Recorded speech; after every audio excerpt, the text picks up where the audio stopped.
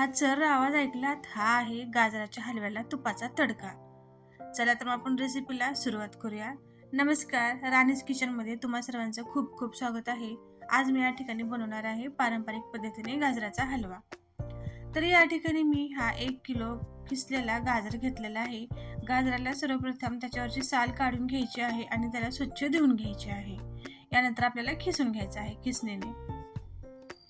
आता या ठिकाणी गॅसवरती एक मोठी कढई ठेवलेली आहे. मी लोखंडाच्या कढईमध्ये करणार आहे, कारण ती कढई थोडीशी मोठी आहे आणि हलवा बनवायला ती थोडीशी सोपी जाते. म्हणजे जेव्हा आपण हलवा हलवतो ना, तेव्हा ते सुटसुटीत हलवता येतं, म्हणून लोखंडाची कढई घेतलेली आहे.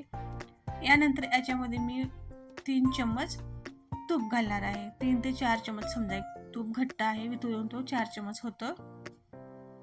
यानंतर आता तूप गरम झाल्यानंतर याच्यामध्ये घालायचं आहे खिसलेला गाजर. हा संपूर्ण गाजर याच्यामध्ये घालायचा आहे आणि याला आपल्याला छान असं परतवून घ्यायचं आहे. गाजर आपल्याला 4 ते 5 मिनिटं असंच या तुपामध्ये छान परतून घ्यायचं आहे. सुरुवातीला 2 ते 3 मिनिट काय करायचं, गॅस फुल ठेवायचा, मग नंतर गॅस मध्यम करायचा आहे. कारण गाजर हा ओला असतो ना, त्याच्यामुळे त्याला भाजायला वेळ लागतो, म्हणून सुरुवातीचे 2-3 मिनिटं गॅस फुलच ठेवायचा. मग नंतर बारीक करून मध्यम गॅसवरती हा गाजराचा हलवा जे आहे ते हलवून घ्यायचा. गाजराच्या हलव्याला आपल्याला सतत हलवत राहावं लागतं बरं का, नाहीतर हे गाजर जे आहे ते चिपकून बसतं. आणि होईल तितकं मोठ्या कढईमध्ये किंवा मोठ्या भांड्यामध्ये हलवा करायचा, म्हणजे आपल्याला ह्याला व्यवस्थित हलवता येतं. याचं नावच हलवा आहे, कारण याला सतत आपल्याला सारखं हलवत राहावं लागतं. आता या ठिकाणी 6 ते 7 मिनिट झालेले आहेत आणि गाजराचा हलवा जे आहे ते शिजायला सुरुवात झालेला आहे, म्हणजे त्याचं कुकिंग प्रोसेस चालू झालेला आहे. आणि गाजर एकदम जास्त दिसत होता, आता ते तो कमी झालेला आहे. आता या ठिकाणी आपल्याला घालायचं आहे अर्धा लिटर दूध. या ठिकाणी फुल फॅट दूध घ्यायचं बरं का, म्हणजे आपण फुल फॅटवाला दूध आणायचा, म्हशीचा दूध घ्यायचा एकदम फुल क्रीम असलेला. त्याला गरम करायचा, थंड करायचा, त्याच्यावरची साय अजिबात काढायची नाही. जर साय काढलो तर ते दूध मग काही कामाचं नाही, त्याच्यामुळे आपल्याला साय न काढता घट्ट दूध या ठिकाणी अर्धा लिटर घालायचं आहे. 1 किलो गाजराच्या हलव्याला अर्धा लिटर दूध घालायचं, किंवा जर तुम्हाला कमी आवडत असेल तर कमी घालू शकता, पण त्याचं प्रमाण अर्धा लिटर आहे. आता हे दूध आणि गाजर एकजीव होईपर्यंत, म्हणजे ते शिजेपर्यंत आपल्याला छान याला परत हलवून घ्यायचं आहे. म्हणजे दूध संपूर्ण आटलं पाहिजे, गाजर आणि दूध एकजीव झालं पाहिजे, म्हणून आपल्याला सतत हलवून घ्यायचं आहे. परत या ठिकाणी 5 ते 6 मिनिट लागले मला. गॅस थोडंसं फुलच ठेवलं होतं. गाजर आणि दूध या ठिकाणी संपूर्ण एकजीव झालेला आहे.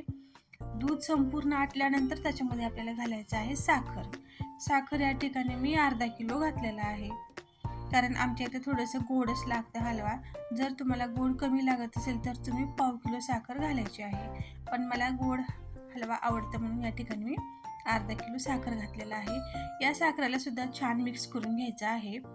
पण जर तुम्हाला याच्यामध्ये खवा घालायचा असेल, मावा घालायचा असेल, तर साखर घालण्याच्या 1-5 मिनिट अगोदर तुम्ही खवा घालून त्याला छान मिक्स करून घ्यायचा, मग त्यानंतर साखर घालायचा.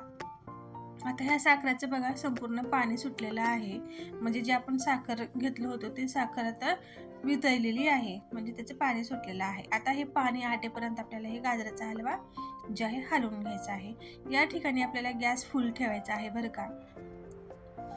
यानंतर या ठिकाणी मी घालणार आहे काजू आणि बदामाचे 10 ते 12 काजू आणि 10 ते 12 बदाम जे आहेत, मी त्याला असं मोठं मोठं वाटून घेतलेलं होतं. वाटल्यामुळे काय होतं, त्याच्यामध्ये थोडंसं पावडर तयार होते, म्हणजे जास्त बारीक पण करायचं नाही, थोडंसं पावडर आणि थोडंसं मोठं मोठं ते जे दाणे असतात ते ठेवायचं. याच्यामध्ये तुम्ही तुमच्या आवडीनुसार दुसरेही ड्रायफ्रूट घालू शकता. आता बघू शकता या ठिकाणी काजू बदाम घालून झाल्यानंतर सुद्धा मी याला परत 6 ते 7 मिनिट असं भाजून घेतलेलं आहे. आणि साखराचं जे आहे संपूर्ण पाणी आटलेलं आहे, बिलकुल याच्यामध्ये आता साखर राहिलेली नाही. साखर आणि गाजर एकजीव झालेला आहे. त्यानंतर आता ह्याच्यावर घातलेली आहे मी तुपाचा तडका. जे मी तुम्हाला सुरुवातीला जे तुपाचा तडका दाखवले होते, ते तुपाचा तडका या ठिकाणी घातलेला आहे.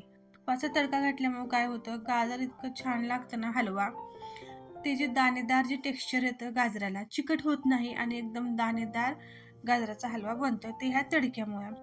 या ठिकाणी 2 ते 3 चम्मच तूप घ्यायचा आहे, जास्त पण घ्यायचं नाही. जो पोह्याचा चमचा असतो त्या चमच्याने 2 ते 3 चम्मच तूप घ्यायचा आणि त्याला छान गरम करायचा आणि मस्त असा याला तडका द्यायचा, चरचरीत तडका द्यायचा.